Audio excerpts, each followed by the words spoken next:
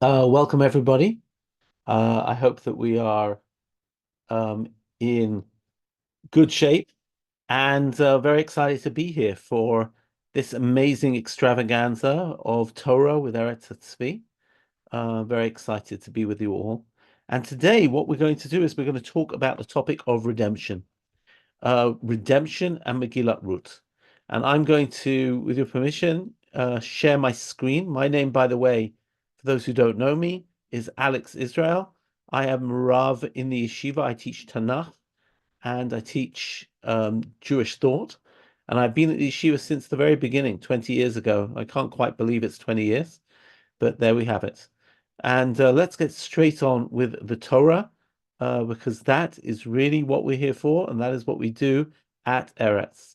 We've had a wonderful, wonderful year this year with fabulous, fabulous Talmidim. And I'm going to share my screen,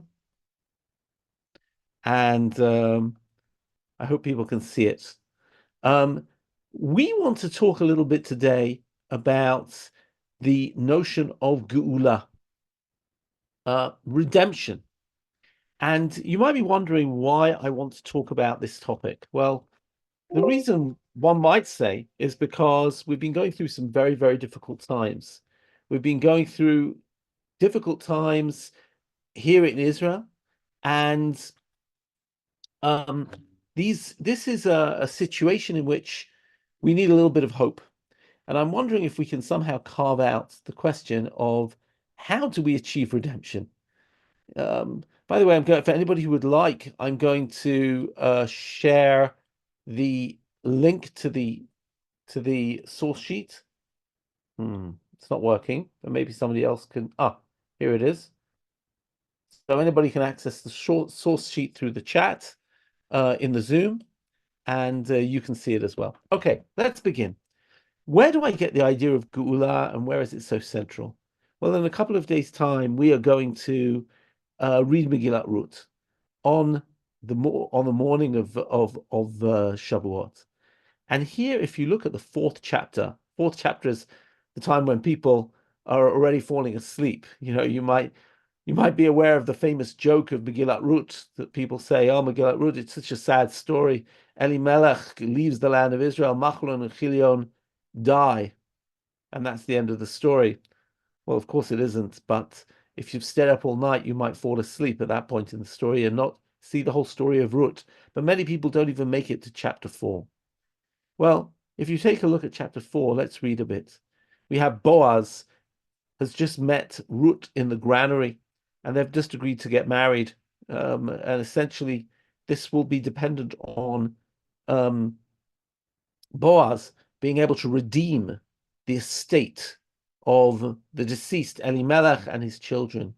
And he says, Ani amarti egleos nechale mor kana neged hayoshvim v'neged ziknei ami.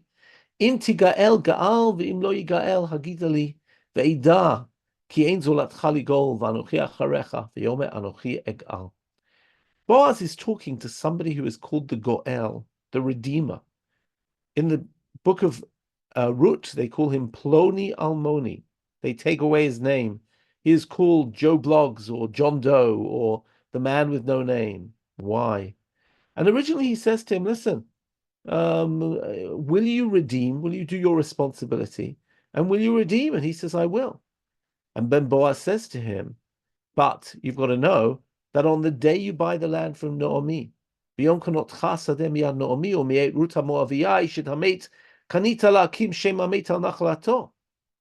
You have to understand that you are not only just buying their field, but you're actually going to acquire the name of the dead man with his property. And now the Goel says, Lo uchal ligol. I cannot do that. Pen ashchit et nachlati. In other words, essentially saying, I don't mind having Boaz's field, but I will not marry Murta Moaviyah, the dead man's widow. That I won't do. So what is this idea of Geula? That a relative gets a chance to buy back a field, and he also gets a chance to marry the widow? What's going on here? And if you look in the Hebrew here, you'll see on the sheet that I'm sharing, just the word Geula pops up everywhere, right? Im tigael gaal, vim lo yigael, Ki ein zolatcha ligeol, anochi egal. And Boaz says, sorry, and now if I look at Pasuk Vav, verse 6, Vayomar Goel lo chali Goel, right? He is the Goel, but he can't be Goel. Penashchitet nachshalati. Ga'olacha ata. You redeem et Ga'olati. Ki lo chali Goel. Geula, Geula, Geula. V'zot lifnim b'Yisrael ala Geula b'latmura. And in ancient Israel, if you wanted to redeem, what did you do? You took off your shoe, and you gave your shoe as the way we sort of sell the chametz. We pick up a pen or a handkerchief, and you would give it to your friend, and that was the way you made a contract. And the V'yomaha Goel Boaz kanei, the Goel, the Redeemer, says to Boaz, "No, I won't do it, but you can." He took off his shoe, and at the end, they talk about this idea of Goel, right? Baruch Hashem asher lo ishbit lecha goel hayom v'yikarei shemo b'Yisrael. Praise be the Lord who this day has not left you without a redeemer. May he become famous throughout Israel. We'll come back to that. This theme of the Geula seems to be very central in the Megillat Ruth. And as you can see in these sources here from chapter 2 and chapter 3, once again, the first time when Naomi hears that Boaz is being nice to Ruth, what does she say? Karov lanu ha'ish, she's a relative. Migo aleinuhu. The man is a relative. He is one of our redeemers. And likewise, in Ruth Perek Gimel, right, we have the same situation where they say, Vayoma miat. He says, "Who are you?" And she says, Anochi Ruth amatecha, uparasta kanafecha al amatecha ki goel ata. You are a redeemer. This theme of redemption is a critical part of Megillat Ruth. But how does it work and what is it? That's question number one. Let's go to question number two. The importance of a name. When we learn Perek Daled of Megillat Ruth, we see the whole concept is based around the idea of names. The idea is, again, I'll read it maybe in the English here. Boaz said, on the day you buy back the land from Naomi, you also acquire Ruth the Moabite, the dead man's widow, in order to maintain the name of the dead with his property. And then when he actually redeems the field, Boaz says, to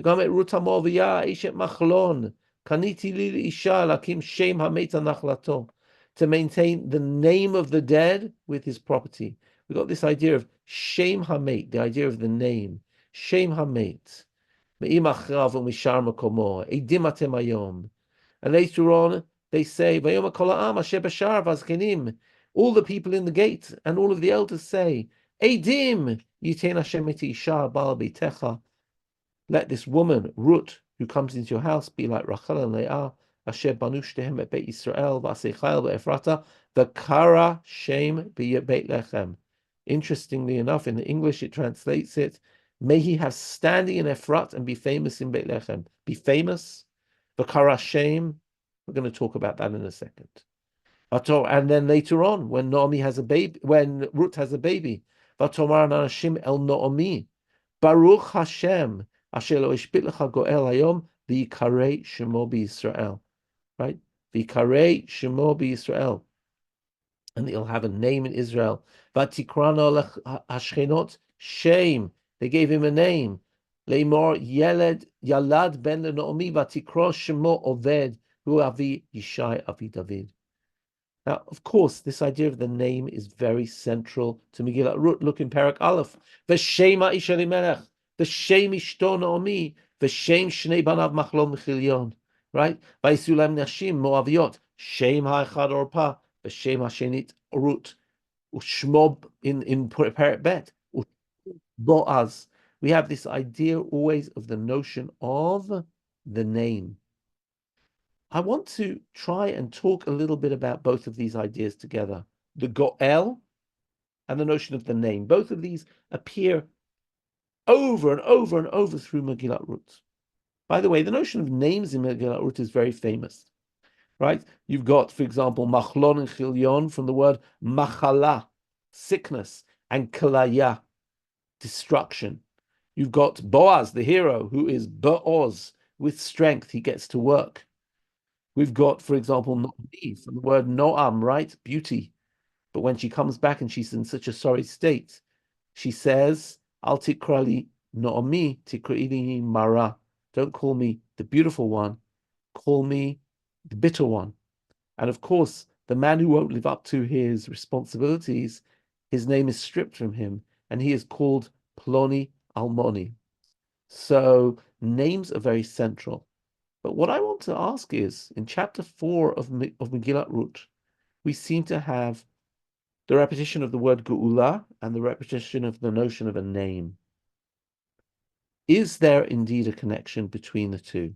And I believe there is. So let's see where we want to take all of this.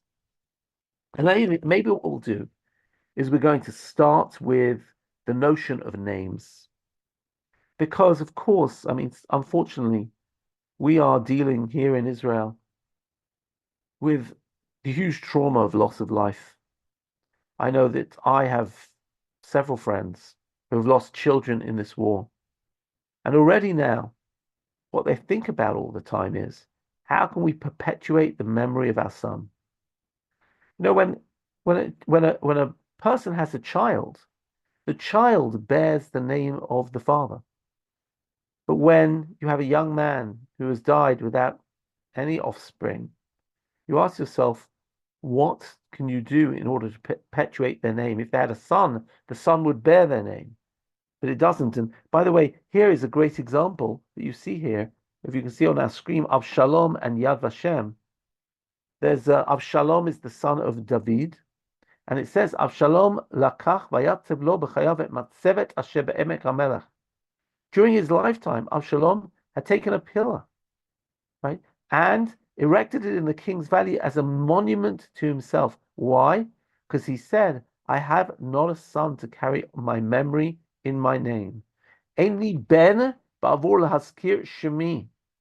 V'karei lamatzevet al shemo. And therefore he called the monument by his name and called it Yad Avshalom al hayom hazeh.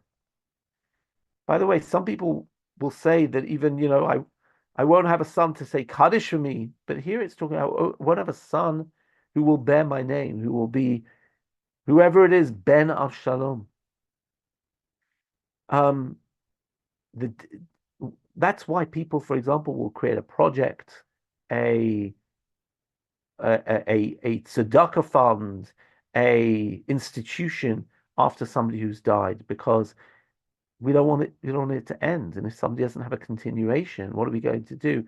And this is expressed in the very name Yad Vashem, which comes from Yeshayahu.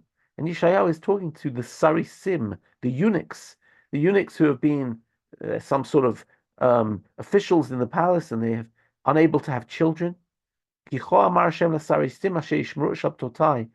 these Sarisim are indeed loyal to Shabbat, if they keep my covenant, Yad Vashem. And of course, Yad Vashem in Jerusalem in memory of the Holocaust is exactly this. It is a Yad. A Yad means a monument, like Yad Avshalom that we saw in the previous. Yad, a hand, but meaning a monument. Yad Vashem, a hand and a name. Of course, all of those who perished in the Holocaust many of them had no children. And even those who did have children, the children died, whole families died, were murdered, I should say. Yad Vashem told me banimu mi banot shem olam etein lo asher lo yikoret. They have an eternal name. In other words, there is a desire on the part of human beings for a sense, even though we know that we are only here for 70 years or for however long, 120 years, there is a sense of wanting to have some sense of perpetuity. And usually that perpetuity takes place through our children. But what if somebody doesn't have children or doesn't have sons? In ancient times, the line of the family went through the male heirs. What are you going to do? Then you have a Yad Vashem. You have a monument that can perpetuate the name. Now, this is no more prominent than in the case of Yibum. And Yibum is very central to Megillat Ruth. The whole idea of Megillat Ruth is that somehow Ruth is desperate to get married, not only to get companionship, because she wants the family name. Elimelech is dead, and Machlon is dead, and Kilion is dead, and who's going to continue the name? And therefore, Boaz doesn't only serve to buy back the field, he serves back to perpetuate the family. And this is what you see here with Yibum. Take a look at the parsha of Yibum here. Ki yeshvu achim yachdav umeit echad mehem uven ein lo. You have brothers living together, one of them dies, and he doesn't have a son. So it says, Lo tiyeh eshet hameta chutza leish zar. The woman shouldn't marry somebody outside the family. Yavama yavo aleh. The brother will come again, will marry her. V'lach chalo leisha v'yibma. Why? V'haya b'chor asher teled yakum al shem achiv hamet v'lo yimachesh shemo b'Yisrael. The first son she bears shall carry the name of the dead brother, so his name will not be blotted out from Israel. It's not clear whether the child is named the same name as the father. If the father was called Yaakov, the child will be called Yaakov. Or maybe it's just that he is somehow, this is the woman who was meant to have a child for this man. Now she does have a child from the brother. It's somehow the DNA connected. And now the estate will go to the child. By the way, it's very serious if he doesn't want to. If the man doesn't want to marry his brother's wife, she should go to the elders of the town gate and say, my husband's brother refuses to carry on his brother's name. Notice this idea of the name, right? That shame b'Yisrael, right? The shame is critical.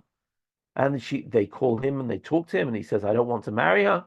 And then she goes and she takes off his shoe. Notice the centrality of the shoe, and spits in his face and says,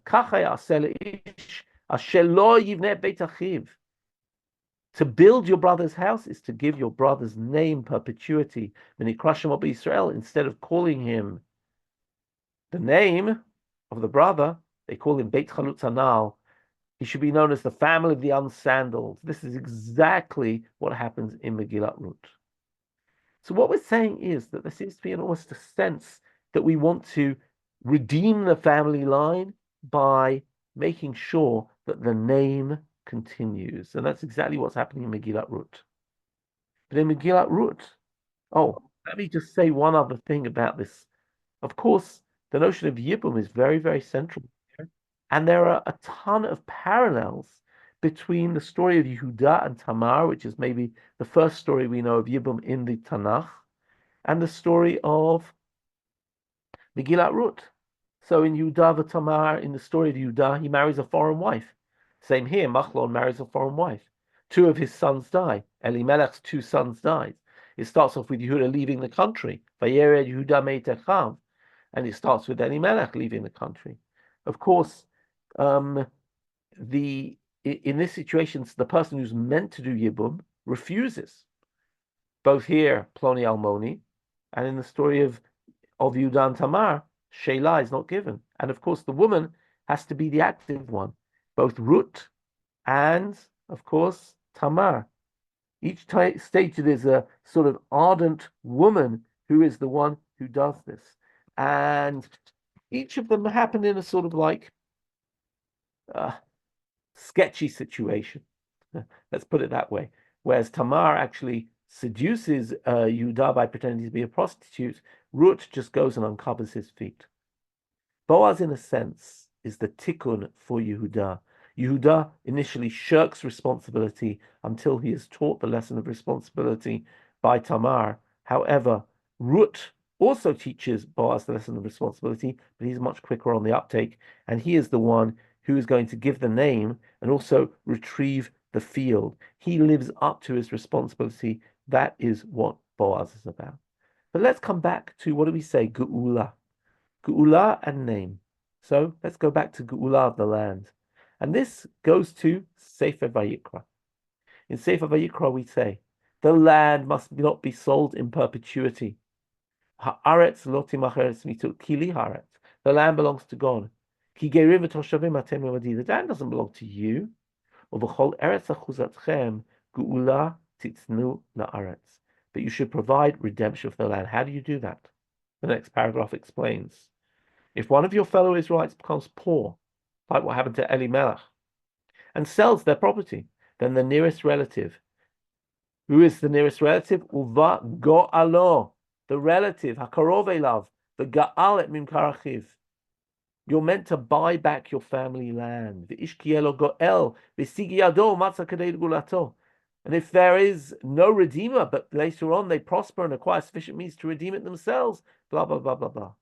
The idea here is that the responsibility of the family is not only to do yibum and to keep the bloodline of the brother, the name of the brother, but also the land of the family. Now, I have to say, both of these things are unpleasant and not necessarily desirable. What do I mean? Well, you might say that Yibum, well, who wants a second wife? I've already got a wife. I don't want to take a second wife for my brother. I mean, we know how bad two wives are, Rachel and Leah, right? Taking a second wife upon your first wife is a bad idea. Remember, the brother anyway, if one of the brothers has died, he's going to get the estate eventually. He doesn't need to do it. He says, what do I need to raise a child who's not going to have my family name? He's not going to be under my family. To do Yibum is, why would you do it? It's not in your interest. You know why you do it? Because it's a moral responsibility to your dead brother. Why would you redeem a field? You can say, my relative, he's just been irresponsible. He hasn't run the business properly. Why should I do that? Anyway, in Yovel, we're going to get the land back. Why should I bother? Why should I bother to bail him out? I'll pay for him. He'll just make the farm fail once again. Why do you do it? Because it's your moral responsibility. Ki yamuch achicha. When one of your fellow Israelites becomes poor, because you have to look out, you have social responsibility. Very simply, by the way, we have a lovely story in Tanakh, the story of Kerem Navot, where Navot refuses to sell his field because Chalila li mititi et nachalat avotay lach. And the ultimate story about this you will find in Jeremiah chapter 32. We don't really have time to read it, but the story goes that Yirmiyahu is in jail. Yirmiyahu is in jail, and the Babylonians are attacking the city. And suddenly he gets a nevuah from God, and God tells him to go and buy back his relative's field, to take money, make a contract, and buy back the field. He says, what's the point? The whole country is going to be captured. The country is going to be destroyed. And what God turns around to him and says is, you know why I'm asking you to buy it? Because people are going, once again going to come back to this land. They're going to come back to this land. They're going to buy fields. The country is going to be destroyed, but it will be revived again. And I think that is the key of Geula. I said we're in a time of a lot of hardship. How do we get Geula? You know, you can't fix the past, but you can fix the future. Sometimes we're in a situation where our land, we've fallen foul of our land. We're in that situation now. People have been evacuated from wide tracts of the land of Israel. Mistakes have been made. How do we get into this mess? But you know what? You can always buy back the land. Our moral responsibility is to ensure that our brothers have a place to live. People are killed, and there is no repair for that.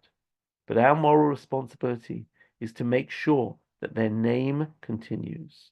This idea, if you want, galut is the ultimate of displacement, exile, disconnection. So what is Geula? Geula is establishing that connection. It's taking responsibility to make sure that there will be a sense of continuity. So when life is lost, we try and continue it some way. When land is lost, we try and restore that land. And it is that restoration, which is going to bring, which we call Geula. You know, it's a small redemption. It's not the redemption with a capital R, but it is small acts of kindness. And I say, it wasn't easy to do Yibum. It's not easy to buy back a field. But of course, what Boaz does brings the redemption. That small act of taking an immigrant woman, Ruth, she's a foreigner, she speaks with a strange accent, and to say, I'm going to be good to that family, and I'm going to redeem the land of Israel. That is what sows the seeds of the redemption. And that's why Jeremiah, when he actually does buy back that field, God turns to him and says, this is a sign that eventually the Jews will come back home. So, indeed, let this be a sign for us as we read Megillat Ruth that we should practice small acts of loyalty. We should look out for people who are needy. We should look out in order to continue the sense of that which has been lost and rebuild loyalty, exercise our moral responsibility. And in that way, hopefully, we will ensure that the tragedies of 7th of October will, in fact, be the seeds. We can't redo the past. We can't bring the people back alive, but we can continue their names. We can rebuild the land, and we can ensure that we will sow the seeds of future redemption, of future building, of the fact that we will come back here and we will live in this land with a sense of pride and a sense of dignity, and we will succeed and we will prevail. Chag Sameach to everybody. This is about redemption. Thank you. And could I just say, please, please don't forget to donate. I need to find the exact in the chat, but it's www.eretz20.org. Go and donate and help the yeshiva to succeed in all of its endeavors. Thank you very much.